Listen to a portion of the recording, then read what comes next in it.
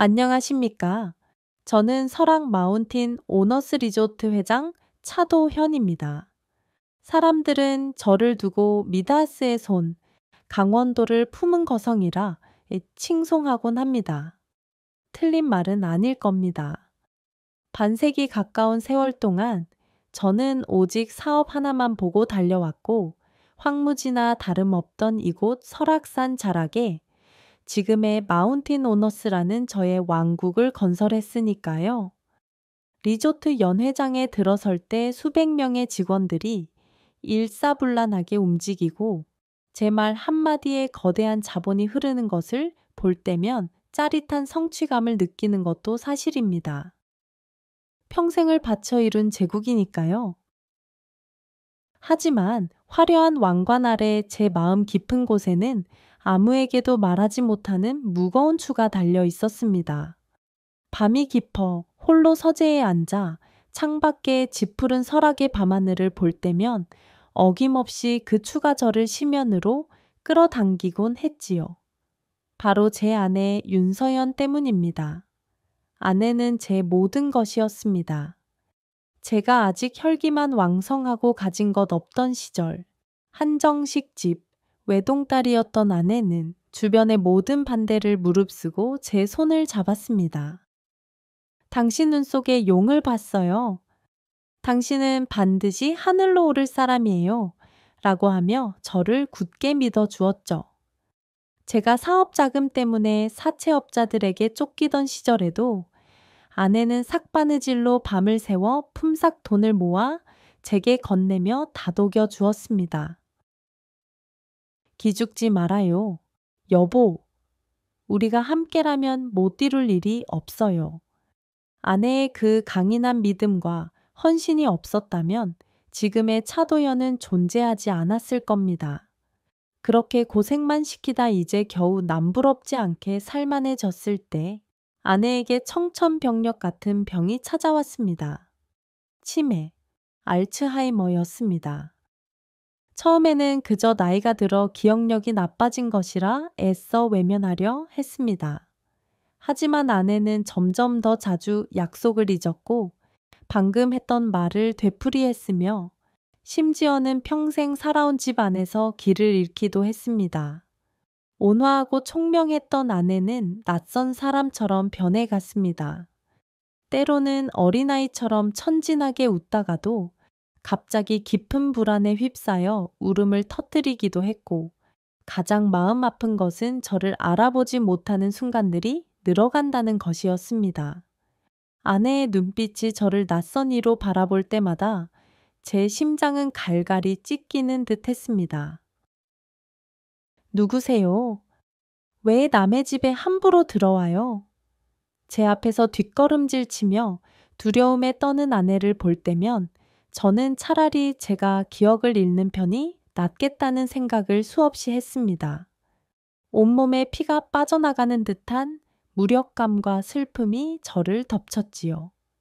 유명하다는 병원은 다 찾아다녔고 기적이라도 바라는 심정으로 검증되지 않은 민간요법까지 시도해 봤지만 아내의 시간은 거꾸로 흐르기만 할 뿐이었습니다. 설상가상으로 그 무렵 뉴스에서는 연일 요양시설의 끔찍한 실태가 보도되었습니다. 그런 곳에 제 아내를, 제 삶의 전부인 서연 씨를 보낼 수는 없었습니다. 아무리 힘들더라도 제가 직접 아내를 데리고 살아야 한다고 결심했습니다. 아내를 향한 속죄, 그리고 헌신만이 제게 남은 유일한 길이었습니다. 그것만이 제가 아내에게 진 빚을 조금이나마 갚는 길이라 생각했습니다. 서울 성북동 저택은 아내를 중심으로 개조되었습니다. 문턱을 없애고 미끄럼 방지 바닥재를 깔고 혹시 모를 상황에 대비해 집안 곳곳에 비상벨을 설치했죠. 솜씨 좋고 마음 따뜻한 전담 간병인 김 여사를 수소문해 24시간 아내 곁을 지키게 했습니다. 저 역시 서울과 평창을 오가는 고된 일정 속에서도 어떻게든 시간을 쪼개 아내와 함께하려 애썼습니다. 하지만 평창에 새로 짓는 신규 빌라, 단지 건설은 제 평생의 수건 사업이었고 수천억 원의 투자가 걸린 문제라 제가 직접 챙겨야 할 일이 산더미였습니다. 어쩔 수 없이 제가 서울을 비울 때면 둘째 아들 준영이 내외가 아내 곁을 지켰습니다. 해외 법인을 맡고 있는 큰아들, 민혁이는 1년에 한두 번 얼굴 보기도 힘들었으니 현실적으로 기댈 곳은 둘째 준영이 뿐이었죠. 하지만 준영이는 참으로 딱한 녀석입니다. 심성은 여리고 착하지만 저를 닮지 않아 우유부단하고 제 몫을 해내지 못했습니다. 명색이 마운틴 오너스 상무인데도 중요한 결정은 늘 제게 미루거나 아내인 한예슬의 눈치를 살폈지요. 아, 한예슬, 제 둘째 며느리 말입니다. 처음 집에 인사 왔을 때는 어찌나 싹싹하고 애교가 넘치던지 아내도 참 예쁜 아이가 들어왔다며 좋아했었습니다. 번듯한 집안의 딸은 아니었지만 야무지고 똑 부러지는 모습에 저 역시 나쁘게 보지는 않았습니다. 하지만 함께 살게 되면서 저는 그 아이의 다른 얼굴을 보게 되었습니다. 가면 뒤에 숨겨진 차갑고 탐욕스러운 본색 말입니다. 며느리는 명품이라면 사족을 못 썼고 SNS에 자신의 화려한 삶을 과시하는 것을 즐겼습니다. 준영이 월급으로는 어림도 없을 사치였지만 제가 회사 카드를 쥐어주고 집안 살림을 맡기니 거리낄 것이 없었겠지요. 처음에는 젊은 아이의 허영이니 생각했지만 시간이 지날수록 그 정도가 심해졌습니다. 그리고 그 화살은 병든 시어머니, 제 아내에게로 향하기 시작했습니다. 제가 있을 때는 살갑게 어머님 식사하셔야죠. 어머님 제가 뭐 도와드릴까요? 라고 하던 아이가 제가 집을 비우거나 잠시 한눈을 팔면 표정이 싸늘하게 변하는 것을 몇 번 목격했습니다. 김 여사가 잠시 자리를 비운 사이 아내가 실수로 아끼던 명나라 도자기를 깨자 며느리는 질색하는 표정으로 날카롭게 소리치더군요. 아 진짜 저 노인네 또 사고 쳤네. 이걸 또 언제 다 치워? 아휴 냄새. 제발 가만히 좀 계시면 안 돼요. 아내는 그 소리에 놀라 어린아이처럼 울먹였고 저는 그 모습을 보며 간신히 분노를 억눌러야 했습니다. 며느리는 제 눈치를 살피더니 금세 표정을 바꾸며 어머님 제가 너무 놀라서 그랬어요. 죄송해요. 얼른 치워드릴게요. 라며 가증스러운 연기를 했지요. 한 번은 김 여사가 눈물을 글썽이며 제게 조심스럽게 말했습니다. 회장님, 사모님께서 가끔 이상한 말씀을 하십니다. 며느님이 자꾸 자기를 구박하고 굶긴다고 잠꼬대처럼 하시는데 저는 그 말을 애써 외면했습니다. 치매 증상일 수도 있고 혹시나 간병인과 며느리 사이에 갈등이 있는 것은 아닐까 싶기도 했죠. 무엇보다 며느리가 설마 제 아내에게 그럴 리 없다고, 절대 그럴 수 없다고 믿고 싶었습니다. 아들 녀석의 체면도 있었고요. 지금 생각하면 그것이 저의 가장 큰 어리석음이었습니다. 그러던 중 일주일간의 평창 출장을 가야만 했습니다. 해외 투자자들과의 최종 협상과 신규 빌라, 단지, 기공식 준비 등 제가 직접 처리해야 할 중요한 일들이 기다리고 있었죠. 마음이 무거웠습니다. 아내의 상태가 최근 들어 조금 더 나빠진 것 같아 불안했기 때문입니다. 아버님, 아무 걱정 마시고 다녀오세요. 제가 어머님 옆에서 잠시도 안 떨어지고 잘 모실게요. 준영 씨한테도 신신당부했고요. 며느리는 제 앞에서 두 손을 공손히 모으고 말했습니다. 하지만 저는 그 아이의 눈빛에서 순간적으로 스쳐 지나가는 어떤 감정을 읽었습니다. 그것은 계산된 친절함, 그리고 그 뒤에 감춰진 무시와 냉소였습니다. 귀찮음 혹은 알 수 없는 차가움. 저는 그저 제 기우이기를 바라며 아들에게 다시 한번 아내를 잘 부탁한다고 다짐을 받고서야 무거운 발걸음을 옮겼습니다.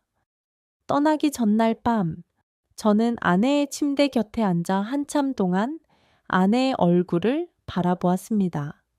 숨결은 고르지만 잠든 얼굴에도 고단함과 슬픔이 서려 있는 듯 했습니다. 저는 앙상하게 마른 아내의 손을 가만히 잡았습니다.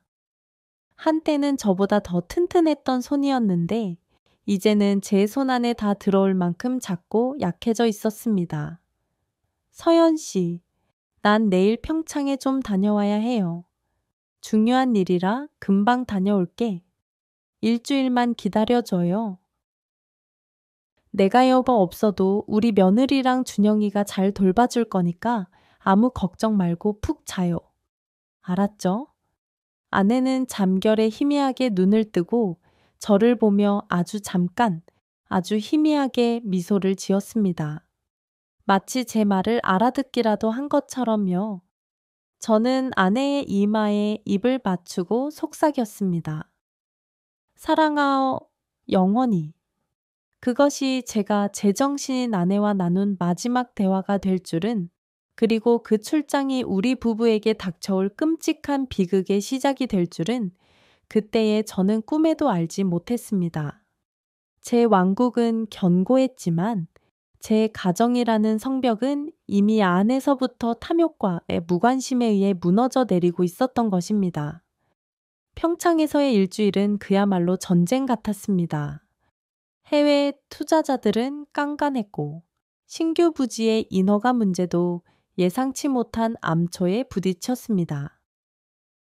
밤낮 없이 회의와 협상을 이어가고 현장을 뛰어다니며 문제를 해결해야 했죠. 마운틴 오너스의 명운이 걸린 일이니만큼 잠시도 긴장을 늦출 수가 없었습니다. 평생을 사업가로 살아왔지만 이번처럼 심신이 고된 적도 드물었습니다. 하지만 그 와중에도 제 머릿속 한구석에는 늘 아내 서연 씨가 있었습니다. 식사를 하다가도 문득 아내가 좋아하는 청국장 요리가 생각났고 밤늦게 호텔 방으로 돌아와 침대에 누우면 아내의 온기가 그리웠습니다. 하루에 한 번씩은 성북동 집에 전화를 걸었지요. 어머님은 별일 없으시고? 네, 아버님. 그럼요. 잘 계세요. 방금 약 드시고 주무시는걸요? 늘 며느리가 전화를 받았습니다. 목소리는 밝고 명랑했지만 어딘지 모르게 기계적이라는 느낌을 지울 수 없었습니다. 아내와 직접 통화하고 싶다고 하면 어머, 어떡해. 지금 막 잠드셨는데 깨우기 좀 그렇네요. 아버님, 제가 잘 모시고 있으니 아무 걱정 마세요라며 번번이 막아섰습니다. 김 여사와 통화하겠다고 해도 지금 잠깐 자리 비웠다거나 오늘 몸이 안 좋아 일찍 퇴근했다는 식의 대답만 돌아왔죠. 지금 생각하면 그 모든 것이 치밀하게 계획된 거짓말이었는데 당시에 저는 사업 문제에 정신이 팔려 깊이 의심하지 못했습니다. 그저 내가 너무 예민한가 보다라며 스스로를 다독였을 뿐입니다. 마침내 모든 협상이 성공적으로 마무리되고 빌라 단지 기공식 날짜까지 확정짓고 나서야 저는 겨우 한숨을 돌릴 수 있었습니다. 양양 국제공항으로 향하는 차 안에서 저는 비로소 아내에게 줄 선물을 고를 여유를 가졌습니다. 아내가 젊었을 때 좋아했던 설악산 단풍잎 문양 목걸이였습니다. 이걸 보면 아내가 잠시라도 옛 기억을 떠올리며 기뻐하지 않을까? 그런 간절한 기대를 품었지요. 김포 공항에 도착하자마자 저는 곧장 성북동 저택으로 향했습니다. 익숙한 대문이 열리고 잘 가꾸어진 정원을 지나 현관 앞에 섰을 때 저는 뭔가 이상하다는 것을 느꼈습니다. 평소 같으면 이 시간에 현관불이 환하게 켜져 있고 김 여사가 나와 저를 맞이했을 텐데 집은 마치 아무도 살지 않는 것처럼 어둡고 고요했습니다. 차에서 내리는 순간 싸늘한 밤 공기가 유난히 차갑게 느껴졌습니다. 나 왔소. 현관문을 열고 들어서며 제가 외쳤지만 집 안에서는 아무런 대답도 들려오지 않았습니다. 거실에도 주방에도 불은 꺼져 있었습니다. 늘 아내가 좋아하는 고전 음악이 희미하게 흘러나오던 집안은 숨막히는 정적만이 감돌았습니다. 아내가 즐겨 먹던 한약 냄새나 은은한 꽃향기 대신 어딘지 모르게 낯설고 차가운 공기가 느껴졌습니다. 여보, 서연 씨. 저는 신발을 벗어 던지다시피 하고 안으로 뛰어 들어갔습니다.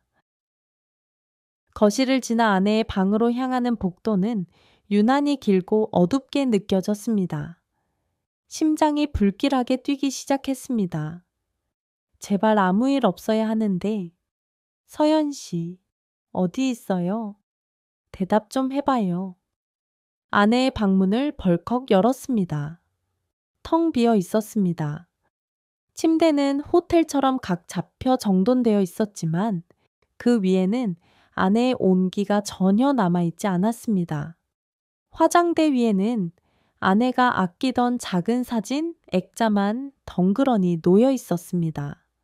젊은 시절 환하게 웃고 있는 아내의 모습이 마치 저를 질책하는 듯 했습니다. 저는 미친 듯이 아내를 찾아 헤매기 시작했습니다. 욕실, 옷방, 심지어는 옥상으로 통하는 문까지 열어 보았습니다. 집안 구석구석을 뒤지며 애타게 아내의 이름을 불렀지만 돌아오는 것은 제 목소리의 공허한 메아리뿐이었습니다. 윤서연, 서연 씨, 제발 어디 있는 거요? 그때였습니다. 제 고함 소리에 놀란 듯 2층에서 아들 내외가 허둥지둥 내려왔습니다. 아들 준영이는 잠옷바람에 얼굴이 하얗게 질려 있었고 며느리 예슬은 애써 침착하려는 듯 마른 입술을 잘근거리며 제 앞에 섰습니다. 그들의 표정을 보는 순간 저는 직감했습니다. 뭔가 끔찍하게 잘못되었다는 것을. 아버님 오셨어요? 아이고, 이렇게 일찍 오실 줄은. 내 아내는 어디 있냐 말이다. 제 목소리는 저도 모르게 격앙되어 터져 나왔습니다. 제 평생 누구에게도 이렇게 큰 소리를 내본 적이 없었습니다. 며느리는 잠시 움찔했지만 이내 준비라도 한 듯 입을 열었습니다. 아, 어머님이요. 글쎄요. 제가 저녁 준비하느라 잠깐 주방에 있었는데 그 사이에 잠깐 산책이라도 나가셨나 봐요. 김 여사는 오늘 몸이 안 좋다고 오전에 연락 오고는 안 왔고요. 거짓말. 명백한 거짓말이었습니다. 아내는 혼자서는 집 밖으로 나갈 수도 없는 상태였습니다. 더군다나 김 여사가 아프다고 오지 않는다는 것도 말이 되지 않았죠. 네가 지금 나를 뭘로 보고 있다. 거짓말을 하는 개냐? 똑바로 말해. 윤서연 여사 어디 있어? 저는 금방이라도 며느리의 멱살을 잡을 듯이 달려들 기세였습니다. 준영이가 제 앞을 가로막으며 말했습니다. 아버지, 진정하세요. 예슬 말대로 저희도 어머님이 어디 가셨는지. 아들 녀석은 제 눈을 똑바로 쳐다보지 못하고 말을 더듬었습니다. 그 비겁한 눈빛, 불안하게 떨리는 목소리.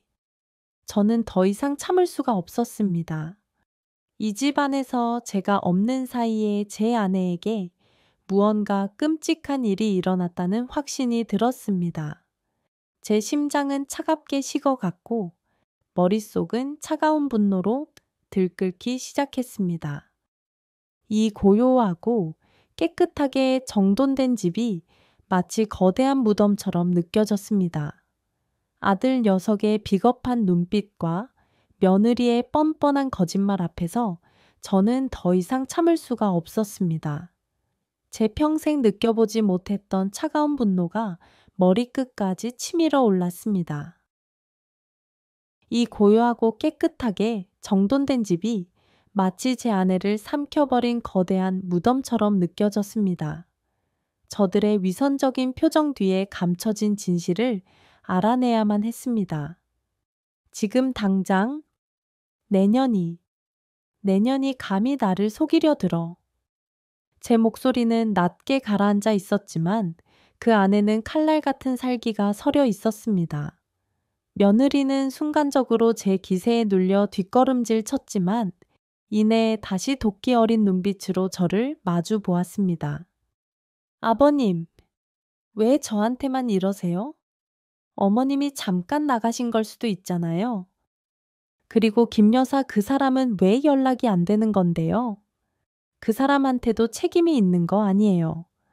마지막까지 책임을 회피하며 남 탓으로 돌리려는 그 추악한 모습에 저는 역겨움을 느꼈습니다. 저 아이는 이미 인간이기를 포기한 존재였습니다. 더 이상 대화는 무의미했습니다. 증거를 찾아야 했습니다. 저 악마의 가면을 벗겨낼 명백한 증거를. 준영이, 너는 당장 김 여사 집으로 가라. 무슨 일이 있었는지 알아보고 무슨 수를 써서든 그 여자를 내 앞에 데려와. 한예슬, 너는 내 서재에서 기다리고 있어. 거기서 한 발자국이라도 움직일 생각 마라. 제 단호한 명령에 준영이는 어쩔 수 없이 고개를 끄덕이고 현관으로 향했고 며느리는 불만 가득한 표정으로 저를 쏘아보더니 마지못해 서재 쪽으로 걸음을 옮겼습니다. 저는 즉시 제 수족과 같은 아사설 정보원 최 이살에게 전화를 걸었습니다. 그의 이름은 최지혁으로 거친 세계에서 잔뼈가 굵었지만 제게는 절대적인 충성을 바치는 믿음직한 사람이었죠. 최 이사, 나 차도연이요. 지금 즉시 우리 집으로 와주게. 그리고 자네 인력을 총동원해서 우리 집 주변 CCTV, 골목길 블랙박스, 그리고 서울 톨게이트부터 시작해서 전국 고속도로 CCTV 기록까지 전부 샅샅이 뒤져야겠네. 내 며느리 한예슬 차량의 동선을 파악하는 게 최우선이야. 특히 오늘 새벽부터 지금까지의 기록을 집중적으로 찾아보게. 필요하다면 경찰 쪽에도 협조를 요청하게. 내 이름 되면 알만한 사람들은 알 걸세. 최 이사는 제 목소리에서 심상치 않은 기운을 느꼈는지 군말 없이 답했습니다. 알겠습니다, 회장님. 즉시 조치하겠습니다. 전화를 끊고 나서도 제 손은 분노로 부들부들 떨렸습니다. 서재로 들어서자 며느리는 소파에 다리를 꼬고 앉아 태연하게 잡지를 뒤적이고 있었습니다. 마치 아무 일도 없었다는 듯, 아니 오히려 이 상황을 즐기고 있다는 듯한 오만한 태도였죠. 그 모습에 제 안의 분노는 다시 한번 들끓었습니다. 내년은 지금 이게 무슨 상황인지 알고나 있는 게냐. 내 시어머니가, 내 아내가 사라졌단 말이다. 아이고, 아버님도 참, 제가 뭘 어쩌겠어요? 저도 답답하다고요.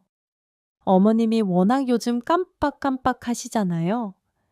어디 잠깐 마실이라도 나가셨다가 길을 잃으신 거겠죠? 곧 찾게 될 거예요. 너무 걱정 마세요. 뻔뻔함의 극치였습니다.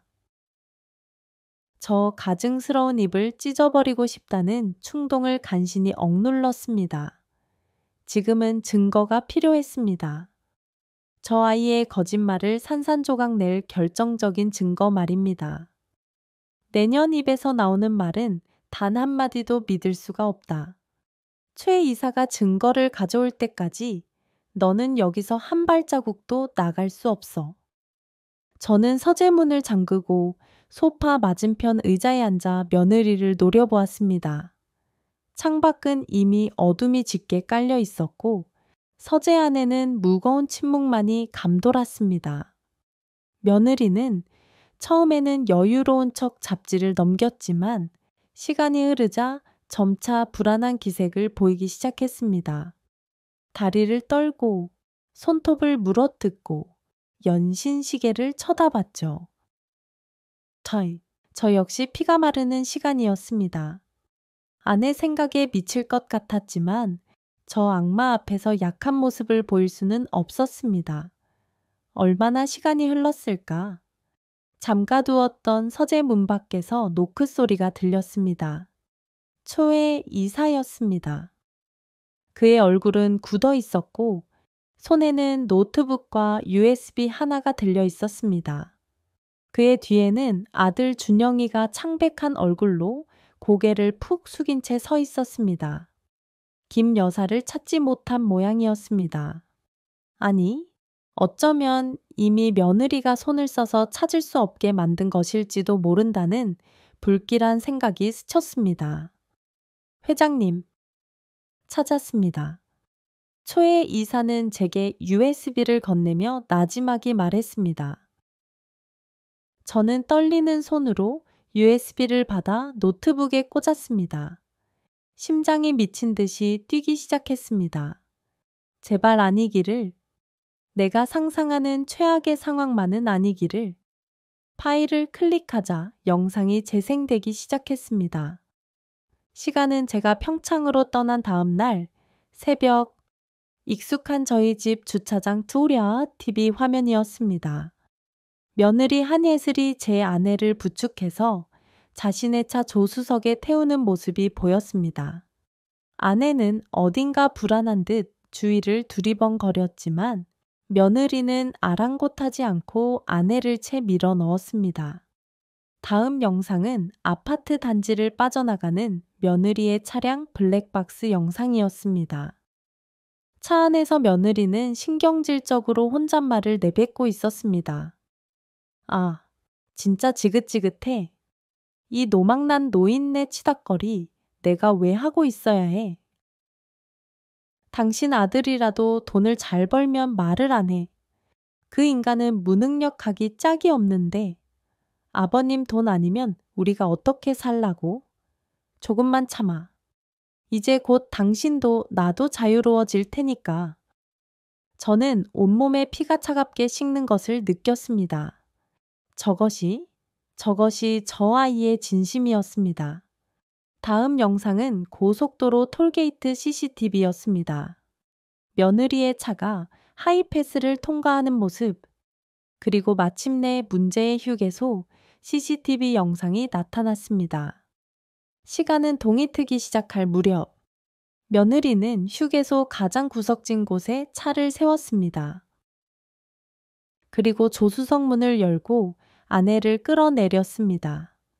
아내는 여기가 어디냐는 듯 불안한 표정으로 며느리를 바라보았지만 며느리는 그런 아내의 팔을 뿌리치듯 놓아버렸습니다. 어머니, 여기서 잠깐만 기다리세요. 제가 화장실 좀 금방 다녀올게요. 아셨죠? 여기서 꼭 기다리셔야 해요. 그리고는 뒤도 돌아보지 않고 자신의 채 올라탔습니다.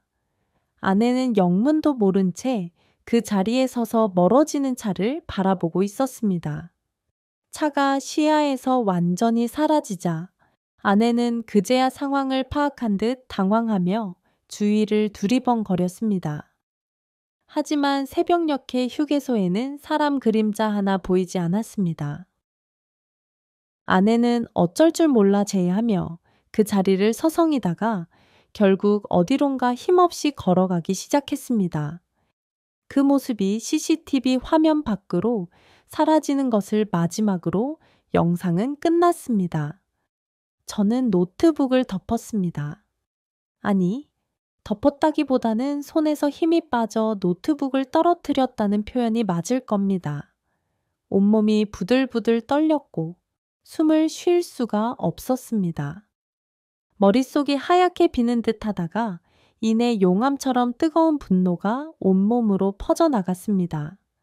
며느리가 아내에게 했던 마지막 말, 그 상냥한 목소리가 악마의 속삭임처럼 귓가에 맴돌았습니다. 여기서 꼭 기다리셔야 해요. 채, 어떻게 인간이 저럴 수 있단 말인가? 이게 무슨... 제 옆에서 영상을 함께 본 아들 준영이는 말을 잇지 못하고 바닥에 주저앉아 오열하기 시작했습니다. 하지만 저는 그 눈물조차 역겹게 느껴졌습니다. 저 녀석은 알고 있었을지도 모릅니다. 아니, 몰랐다고 해도 제 어미가 저 지경이 되도록 방치한 죄는 결코 가볍지 않았습니다. 제 시선은 소파에 굳어있는 며느리에게 향했습니다. 그녀의 얼굴은 이제 하얗다 못해 파랗게 질려 있었습니다. 더 이상 태어난 척할 수도 없었죠. 모든 것이 발각되었다는 공포가 그 얼굴에 고스란히 드러나 있었습니다. 저는 천천히 자리에서 일어났습니다. 그리고 며느리 앞으로 다가갔습니다. 제 걸음걸음마다 분노가 서려 있었고 제 눈빛은 얼음장처럼 차가웠습니다. 한예슬.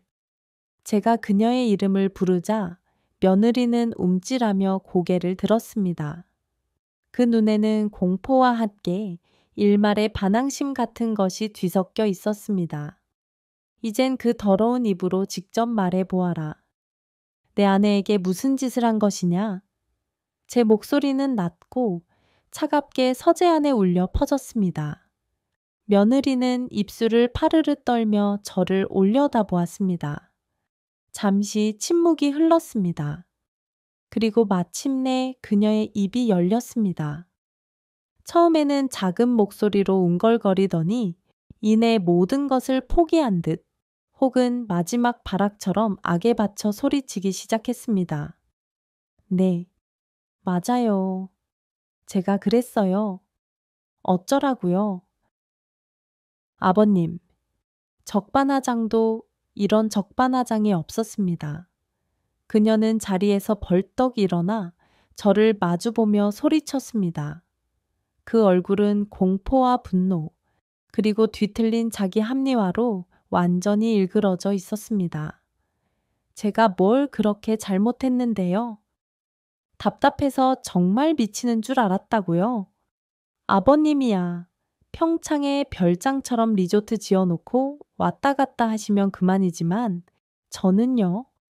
저는 매일같이 저 노인네의 똥오줌 받아내고 했던 말 또 하고 또 하고 사람 미치게 하는 거 구경하면서 살아야 했어요. 준영 씨요. 저 인간은 아무짝에도 쓸모없어요. 돈 벌 능력도 없고 배짱도 없고 저 인간 믿고 살다가는 저까지 길바닥에 나앉게 생겼다고요. 아버님 돈 아니면 우리가 어떻게 사는데요? 솔직히 말해서 어머님은 그냥 짐이었어요. 우리 모두에게 골칫덩어리 짐이었다고요. 그 말을 듣는 순간 저는 제 귀를 의심했습니다. 어떻게 저런 말을, 제 아내를 수십 년간 저를 위해 헌신하고 가정을 지켜온 제 아내를 저렇게 아무렇지도 않게 짐덩어리라고 말할 수 있단 말인가. 저는 더 이상 분노를 참을 수 없었습니다. 제 손이 저도 모르게 올라갔습니다. 짝. 맑고 날카로운 소리가 서재를 울렸습니다. 며느리의 고개가 거칠게 돌아갔고 하얀 뺨 위로 선명한 손자국이 피어올랐습니다.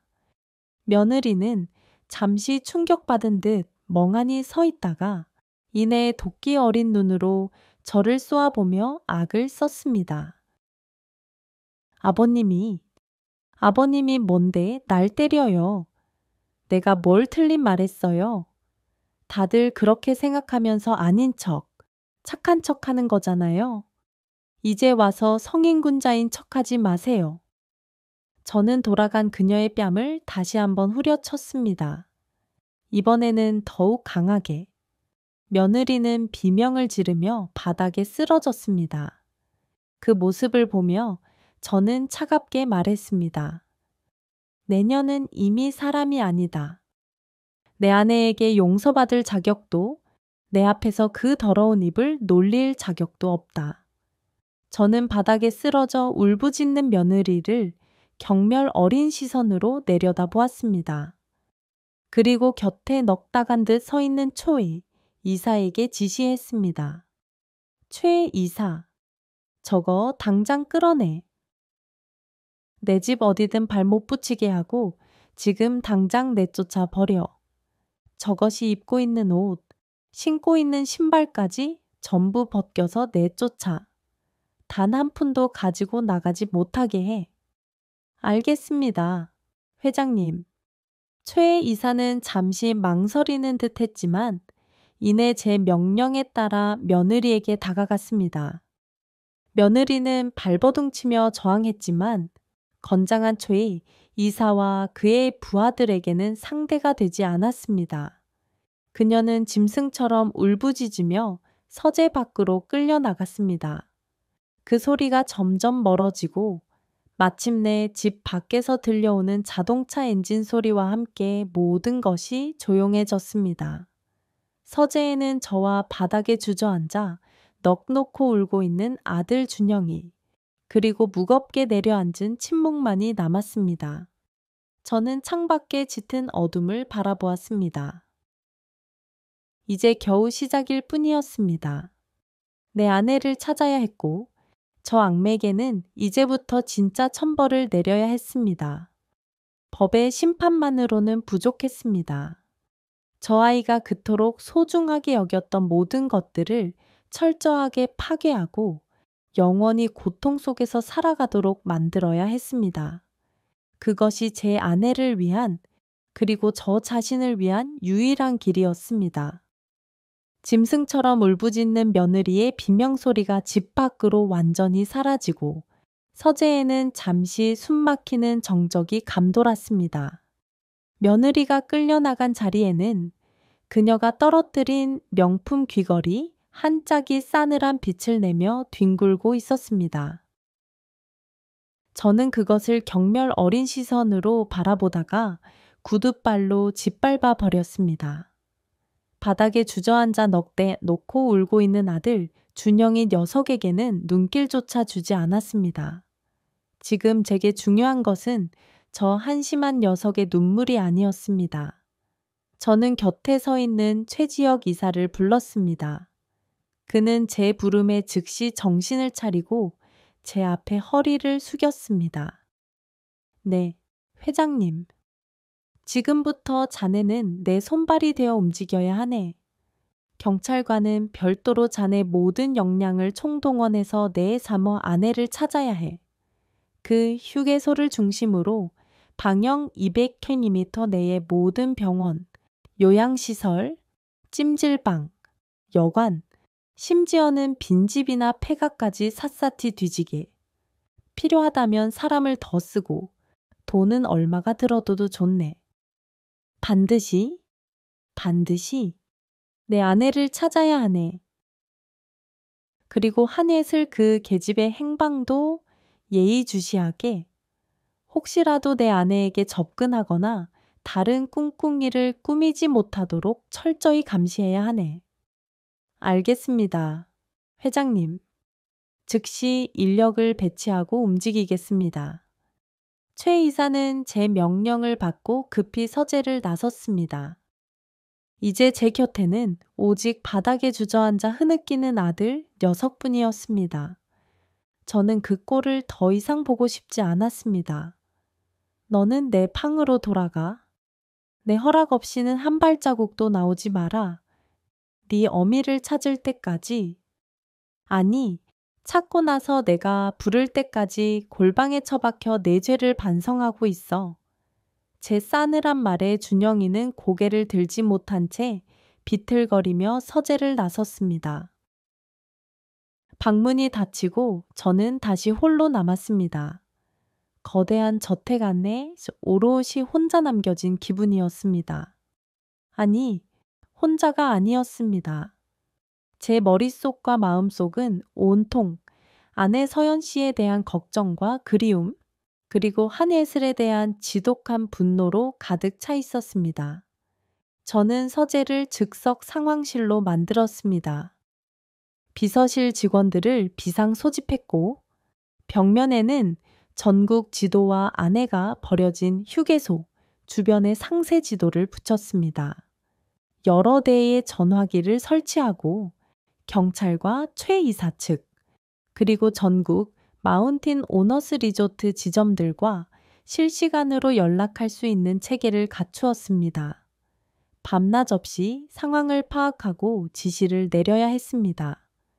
잠시라도 눈을 붙이거나 긴장을 늦출 틈이 없었습니다.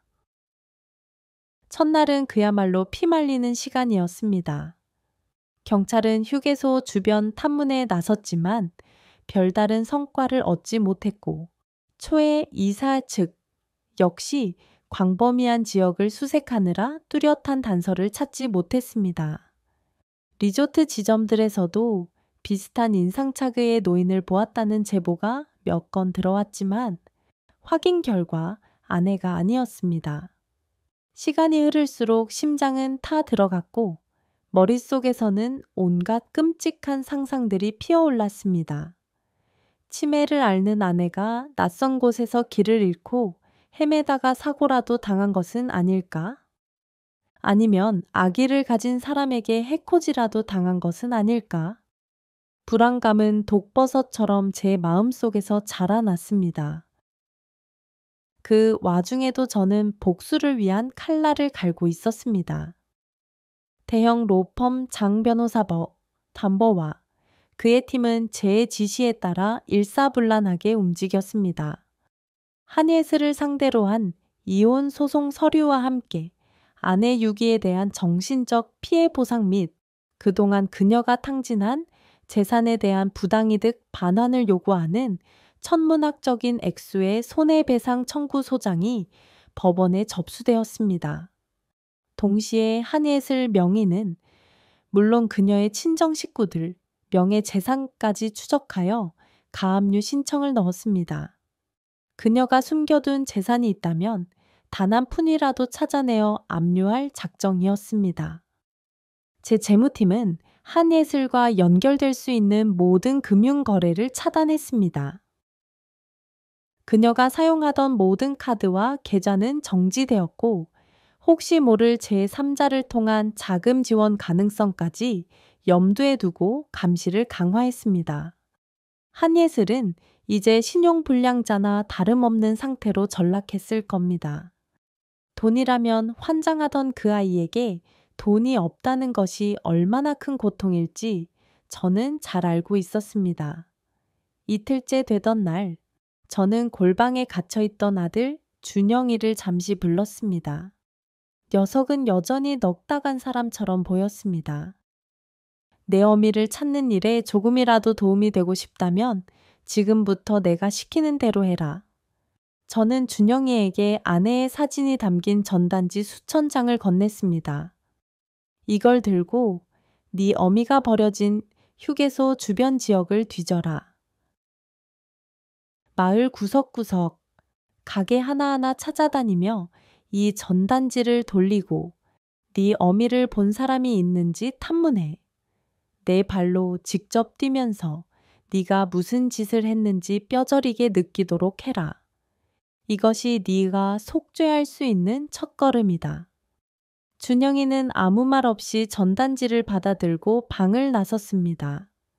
그 뒷모습에서 일말의 반성이라도 읽을 수 있기를 바랐지만 아직은 그저 두려움과 자포자기에 가까워 보였습니다. 시간은 계속 흘러갔지만 아내의 행방은 여전히 묘연했습니다. 사흘째가 되자 저는 더 이상 기다릴 수 없다고 판단했습니다. 결국 언론에 힘을 빌리기로 결심했습니다. 처음에는 가족의 치부가 드러나는 것이 두려워 망설였지만 지금은 그런 것을 따질 때가 아니었습니다. 아내를 찾는 것이 무엇보다 우선이었습니다. 저는 비서실을 통해 주요 언론사에 연락했습니다. 치매를 앓는 설악 마운틴 오너스 리조트 회장의 부인이 실종되었다는 사실과 함께 아내의 사진과 인상착의 그리고 결정적인 제보자에게는 파격적인 액수의 살해금을 지급하겠다는 내용을 발표했습니다. 제 이름과 마운틴 오너스의 명성 때문에 이 소식은 순식간에 전국으로 퍼져나갔고 TV 뉴스와 신문 사회면을 장식했습니다. 이제 온 국민이 제 아내의 실종 사실을 알게 된 것입니다. 언론 보도 이후 제보 전화가 빗발치기 시작했습니다. 하지만 대부분은 장난 전화이거나 잘못된 정보였습니다. 희망과 실망이 반복되면서 저는 점점 더 지쳐갔습니다. 식사는 거의 하지 못했고 잠은 쪽잠으로 대신했습니다. 거울에 비친 제 모습은 영락없는 초췌한 노인이었습니다. 하지만 저는 포기할 수 없었습니다. 내 아내를 찾을 때까지, 아니 찾고 나서 저 악맥에 완전한 천벌을 내릴 때까지 저는 결코 쓰러질 수 없었습니다. 바로 그때였습니다. 사흘째 되던 날 오후, 거의 실신 상태로 소파에 기대앉아 있던 제게 한 통의 전화가 걸려왔습니다. 발신자는 최지혁 이사였습니다. 그의 목소리는 평소와 달리 다급하게 떨리고 있었고 그 떨림 속에는 분명한 흥분이 담겨 있었습니다. 회장님, 찾은 것 같습니다. 확실합니다. 저희 직원이 지금 사모님과 함께 있습니다. 찾았습니다. 회장님. 그 순간 저는 자리에서 벌떡 일어났습니다. 온몸에 소름이 돋았고 심장이 터질 듯이 뛰었습니다. 지난 사흘간의 고통과 불안이 한순간에 녹아내리는 듯 했습니다. 어디인가? 어디서 찾았나? 제 목소리가 심하게 떨려 나왔습니다. 처음 실종되셨던 휴게소에서 약 20km 정도 떨어진 시골 마을 버스 정류장입니다. 지금 바로 모시고 병원으로 가겠습니다. 찾았다. 드디어 찾았다. 나의 서연 씨. 나의 아내를, 그토록 애타게 찾아 헤매던 아내를 찾았다는 최 이사의 목소리가 귓가를 울리는 순간 온 세상이 잠시 멈춘 듯 했습니다. 전화기를 붙잡은 손이 가늘게 떨렸고 심장이 가슴을 뚫고 나올 듯 격렬하게 뛰었습니다. 지난 사흘 밤낮 저를 지옥의 문턱까지 몰고 갔던 극심한 불안감과 절망감, 그리고 아내를 잃을지도 모른다는 공포가 한순간에 안도감의 파도에 휩쓸려 사라졌습니다. 하지만 그 자리에는 곧바로 아내의 상태에 대한 새로운 걱정과 애끌나는 마음이 파도처럼 밀려왔습니다. 가장 가까우면서도 최고 시설을 갖춘 대학병원으로 가게. 내가 지금 바로 그쪽으로 출발할 테니 병원 측에는 미리 연락해서 VIP 병실과 최고의 의료진을 준비시켜 놓으라고 하게. 당장 지체하지 말게. 어서. 저는 거의 이성을 잃고 소리를 지르다시피 지시를 내리고 전화를 끊었습니다. 의자에서 비틀거리며 일어나 서재 문을 열자 복도에서 초조하게 대기하고 있던 비서실장과 경호원들이 제 얼굴을 보고 상황을 직감한 듯 긴장했습니다. 찾았네. 아내를 찾았어. 어서. 당장 병원으로 가야 하네. 가장 빠른 길로 가게. 필요하다면 경찰에 연락해서 교통통제라도 요청하게. 제 목소리는 흥분과 안도감, 그리고 알 수 없는 초조함으로 심하게 떨리고 있었습니다.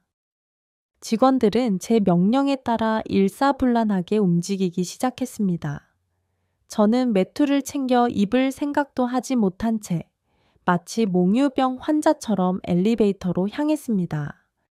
1층 로비로 내려가는 그 짧은 시간 동안 제 머릿속에서는 수만 가지 생각이 교차했습니다. 아내는 어떤 모습일까? 얼마나 굶주리고 지쳤을까? 낯선 곳에서 얼마나 무서웠을까? 혹시 어디 다치지는 않았을까? 최 이사는 외상이 없어 보인다고 했지만 그의 말을 곧이곧대로 믿을 수는 없었습니다.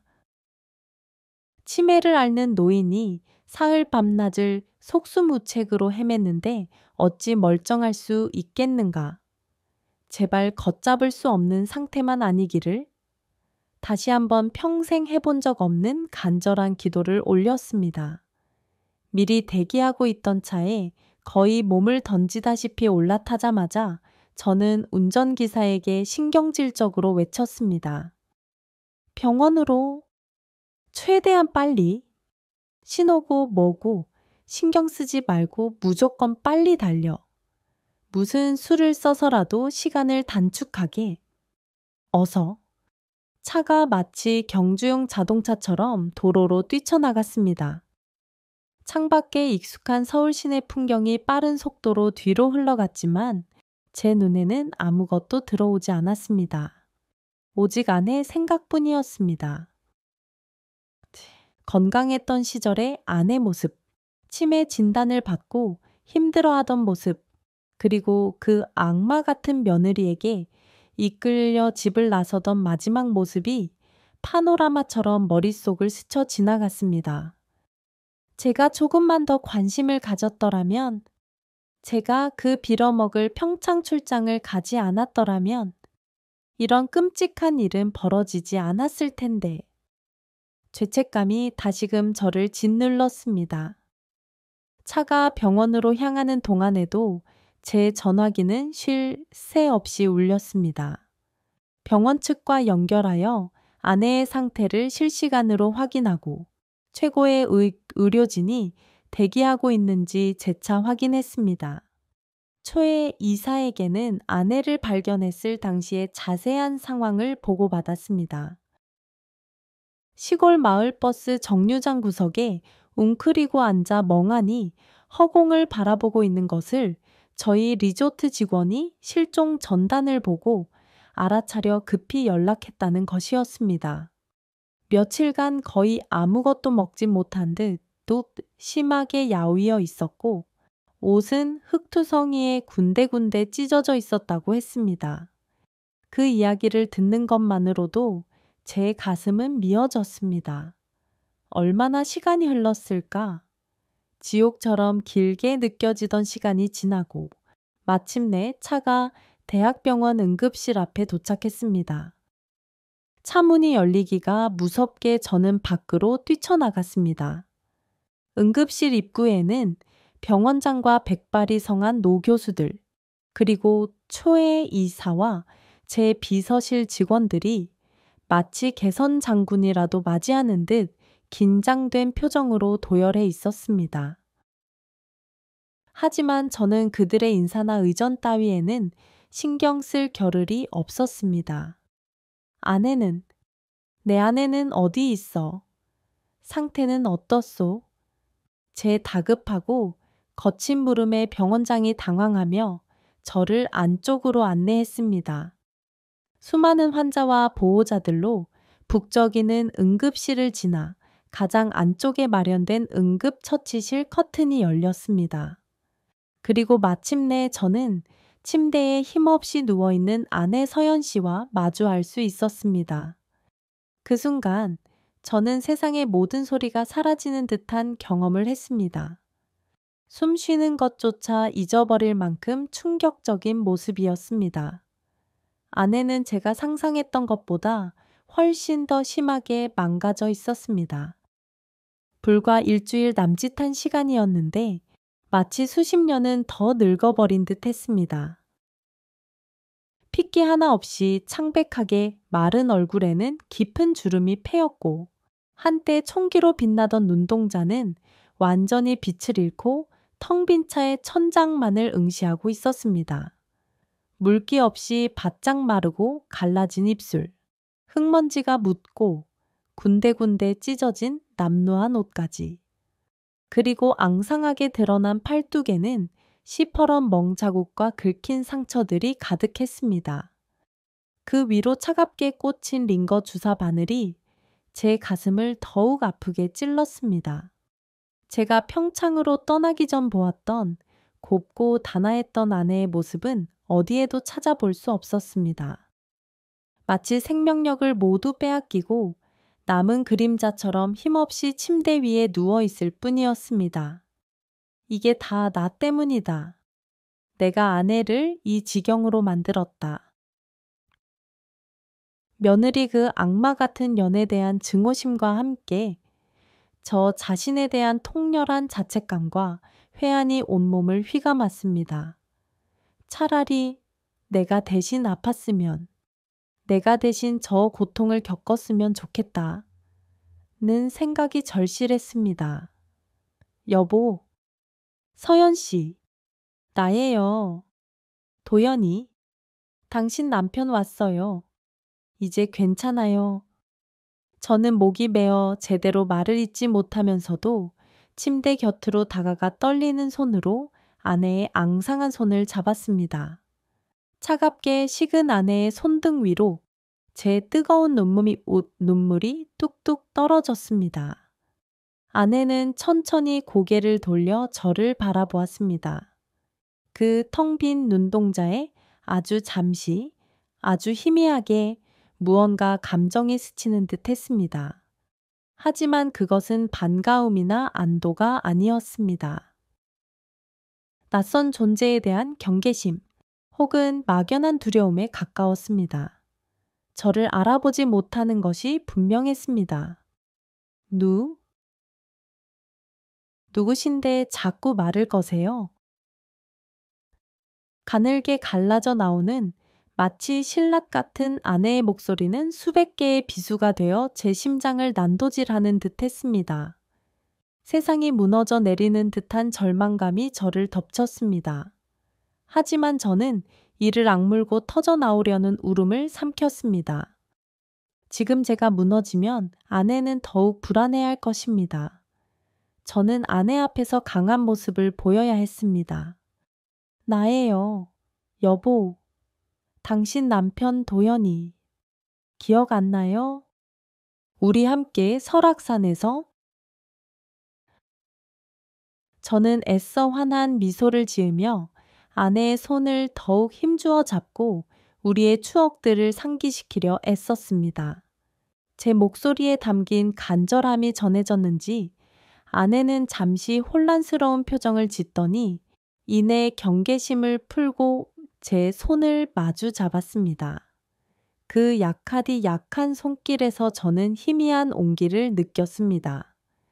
비록 저를 남편으로 알아보지는 못했지만 제 존재 자체에서 어떤 설명할 수 없는 익숙함과 편안함을 느끼는 듯 했습니다. 그것만으로도 저는 절망의 늪에서 벗어날 작은 희망의 끈을 잡은 기분이었습니다. 곧 담당 주치의 노 교수가 다가와 아내의 상태에 대해 상세하게 설명해 주었습니다. 예상했던 대로 심각한 탈수와 영양실조 상태였고 며칠간의 노숙과 기아 상태로 인해 전신 기능이 극도로 저하되어 있었습니다. 다행히 생명에 지장이 있는 심각한 내상이나 골절은 없었지만 온몸의 타박상과 찰과상, 그리고 영양 부족으로 인한 피부 질환 등이 관찰된다고 했습니다. 가장 심각한 것은 정신적인 충격과 극심한 스트레스로 인한 치매 증상의 급격한 악화였습니다. 인지 능력과 단기 기억력은 실종 이전과 비교했을 때 현저히 저하되었으며 장기 기억 역시 상당 부분 손상된 것으로 보인다고 했습니다. 회복 가능성을 묻는 제 질문에 교수는 안타까운 표정으로 고개를 저으며 장담하기 어렵다는 사실상의 사형 선고나 다름없는 소견을 내놓았습니다. 저는 담담한 표정을 유지하려 애쓰며 의사의 설명을 끝까지 들었습니다. 이미 어느 정도 각오했던 최악의 상황이었지만 막상 현실로 확인하고 나니 눈앞이 캄캄해지고 온몸에 힘이 빠져나가는 것을 느꼈습니다. 모든 것이 돌이킬 수 없게 되어 버렸다는 절망감이 목구멍까지 차올랐습니다. 하지만 저는 여기서 무너질 수 없었습니다. 제게는 아직 해야 할 일이 남아 있었고 지켜야 할 사람이 있었습니다. 병원장, 그리고 교수님들. 저는 잠시 숨을 고른 뒤 단호한 목소리로 말했습니다. 제 아내를 위해 할 수 있는 모든 것을 다해 주십시오. 비용이 얼마가 들든 상관없습니다. 세계 최고의 의료 기술이라도 있다면 당장 도입하십시오. 필요한 약품이 있다면 지구 끝까지 가서라도 구해 오겠습니다. 최고의 간병 인력을 24시간 배치해 주시고 아내가 조금이라도 더 편안하게 느끼고 혹시라도 아주 작은 가능성이라도 있다면 회복할 수 있도록 모든 지원과 노력을 아끼지 말아 주시기 바랍니다. 이것은 부탁이 아니라 명령입니다. 제 의지의 참 목소리와 눈빛의 병원장과 의료진은 긴장한 표정으로 고개를 숙이며 최선을 다하겠다고 거듭 약속했습니다. 아내는 곧바로 병원 내에서도 가장 조용하고 시설이 좋은 VIP 병동의 특실로 옮겨졌습니다. 그곳은 단순한 병실이라기보다는 최고급 호텔 스위트룸에 가까웠습니다. 아내의 안정을 위해 특별히 제작된 침대와 최첨단 의료 장비들이 갖춰졌고 아내가 심리적으로 안정감을 느낄 수 있도록 부드러운 색감의 벽지와 가구, 그리고 아내가 좋아하는 그림들로 내부가 꾸며졌습니다. 전담 의료팀과 국내 최고 수준의 간병인들이 24시간 교대로 아내 곁을 지키게 되었습니다. 그날부터 병원의 VIP 병실은 제 집이자 집무실이 되었습니다. 저는 병실 한편에 작은 책상을 놓고 최소한의 업무만 처리하며 거의 모든 시간을 아내의 침대 곁에서 보냈습니다. 회사 일은 해외 법인에서 돌아온 큰아들 민혁이와 비서실, 그리고 전문 경영인에게 전적으로 위임했습니다.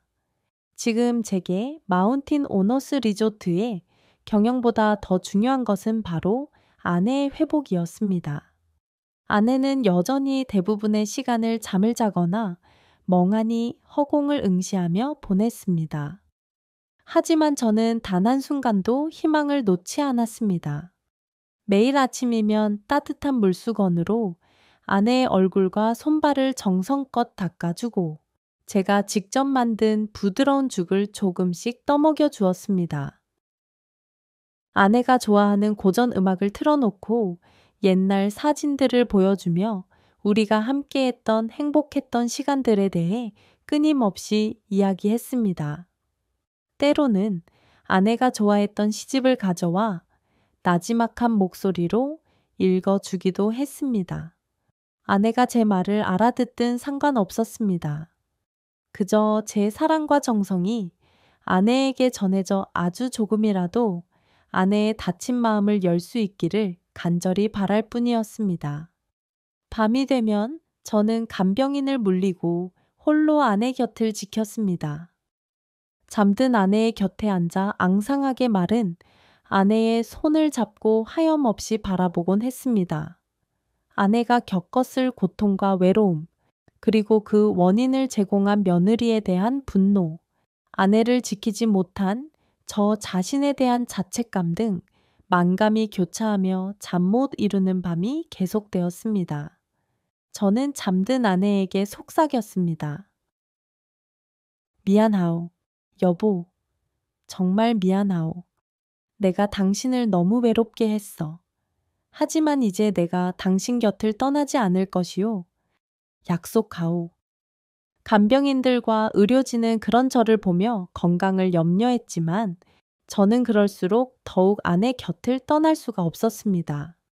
이것은 제가 아내에게 평생 진 빚을 갚는 유일한 방법이자 제 스스로를 용서하기 위한 속죄의 과정이었습니다. 아내가 병원에 입원한 지 일주일쯤 지났을 때 저는 집 골방에 갇혀 지내던 아들 준영이를 병원으로 조용히 불렀습니다. 그동안 녀석은 제가 시킨 대로 휴게소 주변 지역을 돌며 전단지를 붙이고 다녔다고 했습니다. 비서에게 보고받기로는 식사도 제대로 하지 않고 며칠 밤낮으로 잠도 자지 않고 미친 듯이 전단지만 붙이고 다녔다고 하더군요. 제 앞에 불려온 아들의 모습은 처음 병원에 왔을 때보다 더욱 처참했습니다. 얼굴은 해골처럼 수척해졌고 눈은 퀭하게 충혈되어 있었으며 온몸에서는 악취가 풍겼습니다. 죄책감과 절망, 그리고 극도의 피로감이 뒤섞인 그 모습은 차마 눈뜨고 보기 힘들 정도였습니다. 하지만 저는 동정심을 느끼지 않았습니다. 저 녀석이 겪는 고통은 아내가 겪은 고통에 비하면 아무것도 아니었으니까요. 저는 준영이를 병실 유리창 너머로 데려가 산소 호흡기에 의지한 채 미동 없이 누워있는 아내의 모습을 보게 했습니다. 아내의 상태는 아주 조금씩 호전되고 있었지만 여전히 위태로운 상태였습니다. 똑똑히 보아. 내 어미의 모습이다. 네가 그리고 네가 감싸고 돌았던 그 악마 같은 계집 때문에 이 어미가 지금 어떤 상태인지, 네가 저지른 죄의 결과가 얼마나 끔찍한 것인지 두 눈으로 똑똑히 확인하란 말이다. 준영이는 차마 아내의 얼굴을 제대로 보지 못하고 유리창에 이마를 기댄 채 소리 없이 눈물만 흘렸습니다. 온몸이 가늘게 경련하듯 떨리고 있었습니다. 제가 정말 죽을 죄를 지었습니다. 아버지. 저는 준영이를 병원 내 조용한 상담실로 데려갔습니다. 그리고 조금 전 변호사에게서 받아온 서류 뭉치를 테이블 위에 던지듯 내려놓았습니다. 그것은 준영이 명의 회사 지분 전부와 상속받을 모든 재산에 대한 포기 각서, 그리고 앞으로 평생 어머니 곁을 지키며 속죄하는 삶을 살겠다는 서약서였습니다. 내 죄는 죽어 마땅하다. 내 놈 때문에 내 어미가 이 지경이 되었고 우리 가정은 풍비박산이 났다. 당장이라도 내 호적에서 내 이름을 파내고 연을 끊고 싶지만 네 어미는 아마 정신이 온전했다면 그래도 너를 살리라 했을 것이다. 그래서 너에게 마지막 기회를 주기로 했다. 제 목소리는 얼음장처럼 차갑고 냉정했습니다. 여기에 서명해라. 그리고 지금 이 순간부터 너는 마운틴 오너스 리조트 차도연 회장의 아들 차준영 상무가 아니다. 너는 오직 죄인으로서 네 어미 윤서연 여사의 아들로서 존재할 뿐이다. 네 명의로 된 모든 재산은 즉시 사회에 환원될 것이다. 너는 앞으로 평생 단 한 푼의 돈도 내 이름으로 소유할 수 없을 것이며 오직 내 어미를 봉양하는 데 필요한 최소한의 생활만을 허락받을 것이다. 내 어미가 눈 감는 날까지, 아니 네가 눈을 감는 그 순간까지 너는 네 어미의 곁을 단 한 발자국도 떠나지 않고 그림자처럼 수발하며 속죄해야 한다. 이것이 내가 너에게 내리는 판결이자 네가 앞으로 살아가야 할 유일한 삶이다. 이해 있느냐? 받아들이겠느냐? 준영이는 떨리는 손으로 서류들을 집어들고 읽어 내려갔습니다. 그의 눈동자가 심하게 흔들렸습니다. 평생을 아버지의 부와 권력 아래 살아온 그에게 이 조건들은 사형 선고나 다름없었을 겁니다. 잠시 망설이는 듯 그의 입술이 파르르 떨렸습니다. 하지만 이내 그는 모든 것을 체념한 듯 깊은 한숨을 내쉬며 각서에 자신의 이름을 또렷하게 적어 넣었습니다. 만년필이 종이를 긁는 소리가 유난히 크게 들렸습니다. 네, 아버지. 이해 없습니다. 아버지의 판결 달게 받겠습니다. 평생 어머니 곁에서 어머니께 속죄하며 살겠습니다. 그의 목소리는 눈물에 젖어 있었지만 그 안에는 이전에는 볼 수 없었던 어떤 비장한 결의 같은 것이 느껴졌습니다. 그것으로 아들에 대한 저의 심판은 일단락되었습니다. 이것은 결코 용서가 아니었습니다. 다만 그에게 속죄할 기회를 준 것뿐이었습니다. 앞으로 그가 어떤 모습으로 자신의 죄를 씻어 나가는지 저는 냉정하게 지켜볼 것입니다. 한편 한예슬이라는 악마에 대한 저의 천벌은 법적인 절차를 통해 완벽하게 마무리되고 있었습니다. 장 변호사의 보고에 따르면 이혼 소송은 한예슬이 단 한 차례도 재판에 출석하지 않아 제가 제시한 조건 그대로 승소 판결이 확정되었고 천문학적인 액수의 손해배상 청구 소송 역시 법원에서 제 손을 들어주었습니다. 물론 파산 상태인 그녀에게서 그 돈을 받아낼 방법은 없었지만 법적으로 그녀의 죄가 명백히 확정되고 그녀가 저지른 악행에 대한 대가를 치르게 되었다는 사실 자체가 중요했습니다. 최의 이사를 통해 마지막으로 확인된 그녀의 행적은 실로 비참했습니다.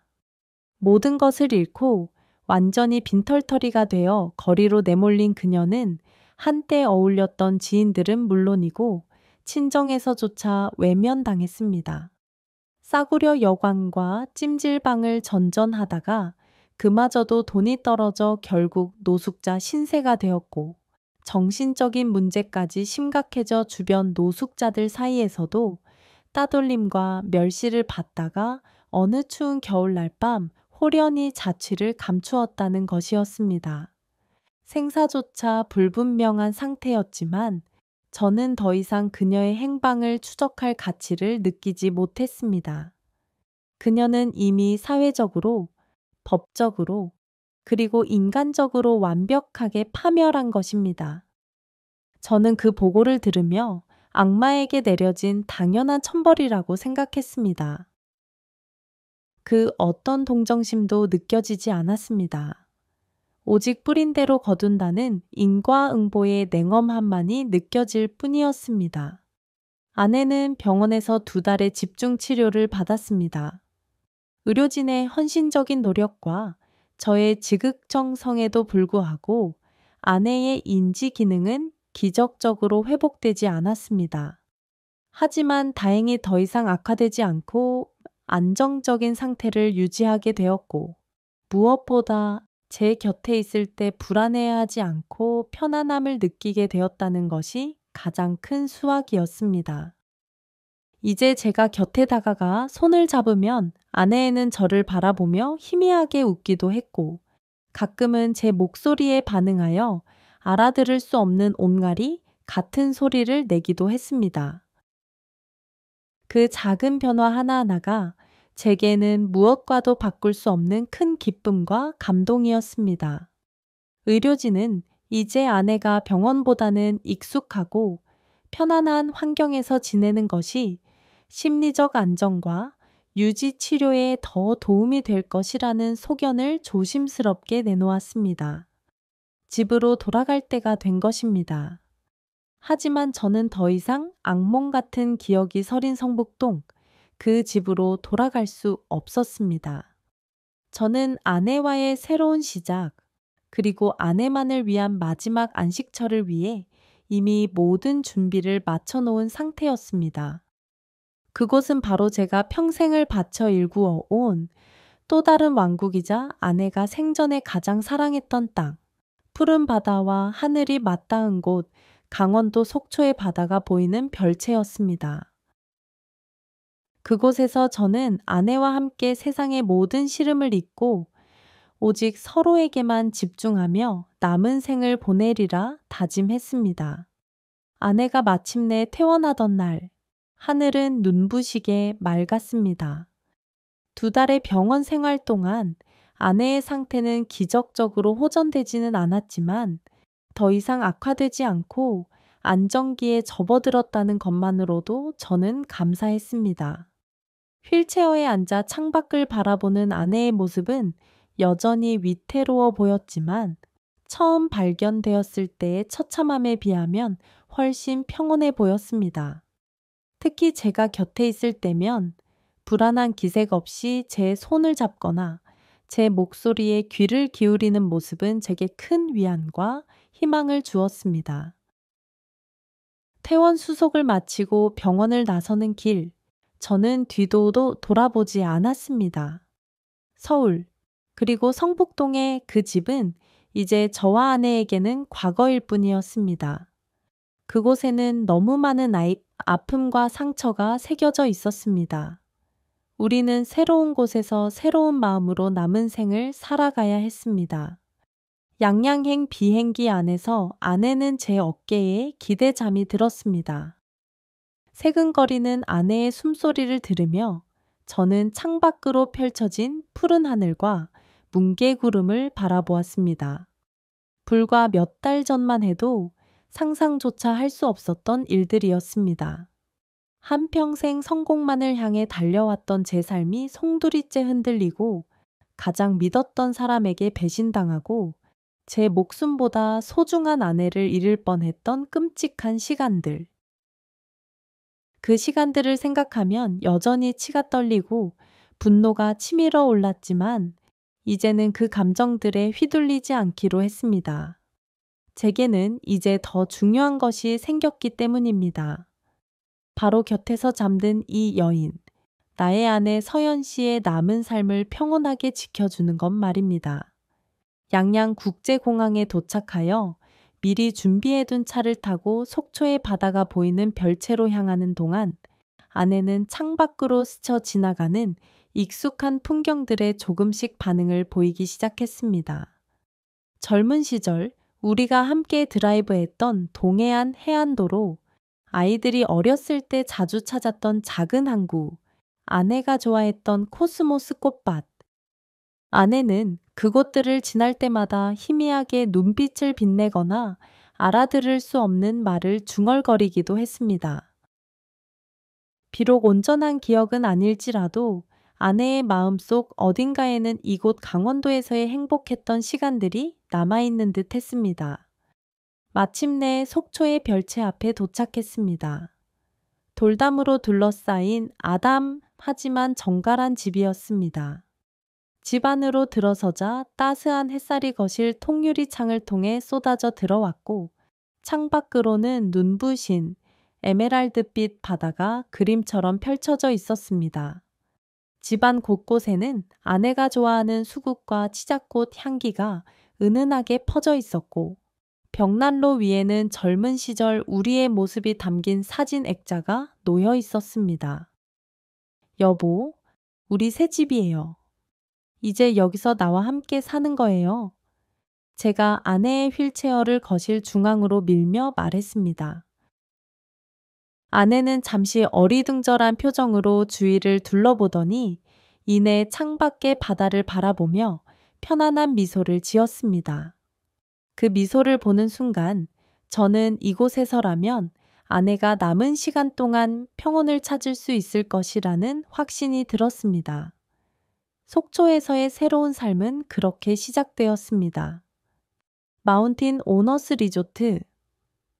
경영은 해외 법인에서 돌아온 큰아들 민혁이와 전문 경영인에게 완전히 맡겼습니다. 저는 이제 차도현 회장이 아닌 오직 아내 윤서연의 남편 차도현으로 살아갑니다. 매일 아침 저는 아내와 함께 해변을 산책합니다. 부드러운 모래 위를 휠체어로 천천히 나아가며 파도 소리를 듣고 바닷바람을 느낍니다. 가끔 아내가 바다를 향해 손짓하며 무언가 말을 하려 할 때면 저는 아내의 눈을 맞추고 귀 기울여 들어줍니다. 비록 그 의미를 다 알 수는 없지만 아내의 마음에 공감하려 노력합니다. 낮에는 새로 꾸민 정원에서 함께 시간을 보냅니다. 아내가 좋아하는 꽃들에 물을 주고 잡초를 뽑으며 소일합니다. 아내는 햇살 아래 앉아 꾸벅 졸기도 하고 날아드는 나비를 신기한 듯 바라보기도 합니다. 그런 아내의 모습을 보는 것만으로도 제 마음은 평화로워집니다. 아들 준영이는 저희와 함께 살며 아내의 수발을 들고 있습니다. 그는 모든 것을 내려놓고 오직 어머니를 위해 헌신하고 있습니다. 전문 간병인들과 함께 아내의 식사와 목욕, 용변 처리까지 도맡아 하며 묵묵히 자신의 죄를 씻어내고 있습니다. 밤에는 아내의 잠자리를 지키고 주말이면 아내를 위해 조용히 책을 읽어주기도 합니다. 아직 그 녀석을 완전히 용서한 것은 아닙니다. 그날의 잘못은 결코 가볍게 넘길 수 없는 일이니까요.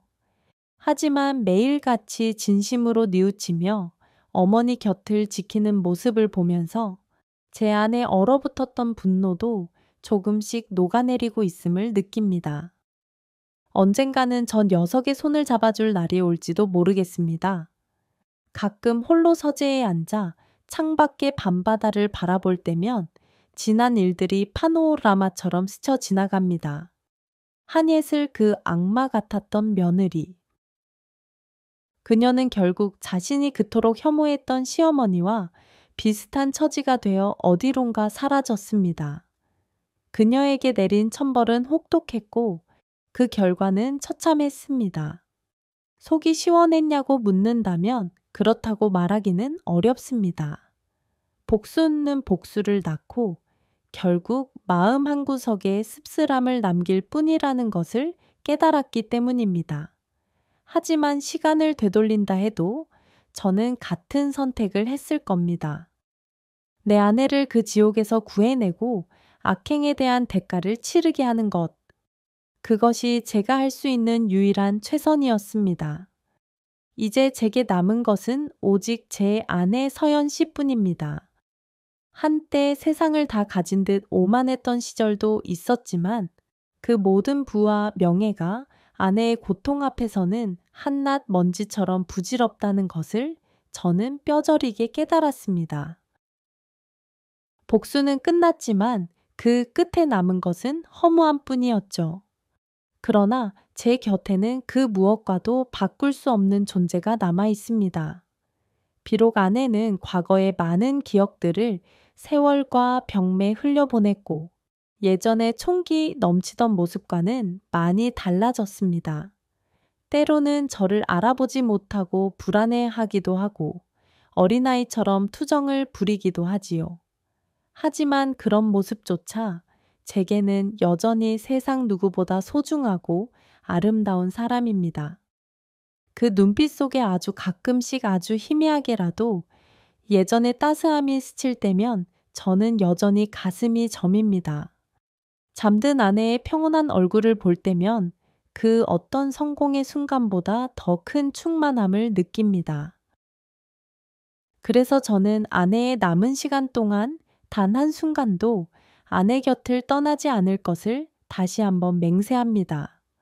아내가 이 세상에서의 마지막 숨을 거두는 그 순간까지 늘 그래왔듯 아내의 손을 꼭 잡고 사랑한다고, 나의 전부였다고 속삭여 줄 것입니다. 오늘 오후 휠체어에 앉아 정원에서 따스한 속초 햇살을 쬐던 아내가 갑자기 제 손을 잡았습니다. 그리고는 아주 희미했지만 제 귀에는 너무나도 분명하게 들리는 목소리로 말했습니다. 마치 아주 먼 곳에서 들려오는 속삭임처럼요. 여보, 아, 저기 바다 참 예쁘네. 그 순간 저는 숨이 멎는 듯 했습니다. 울컥 뜨거운 것이 목구멍을 타고 올라왔습니다. 아내가 저를 여보라고 불렀습니다. 그리고 저 푸른 바다를 알아보았습니다. 저는 떨리는 손으로 아내의 손을 마주 잡고 애써 눈물을 삼키며 대답했습니다.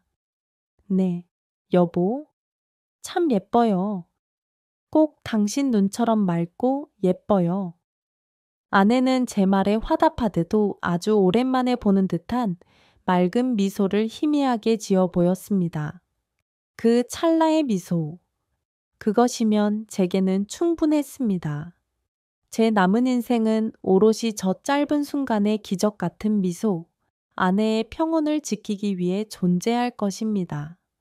저 영원한 동해의 푸른 바다가 마르지 않는 한 아내를 향한 저의 사랑 또한 결코 변하지 않을 테니까요. 이것이 바로 제가 모든 것을 잃고 나서야 비로소 찾게 된 제 삶의 마지막 행복이자 살아가는 이유 전부입니다.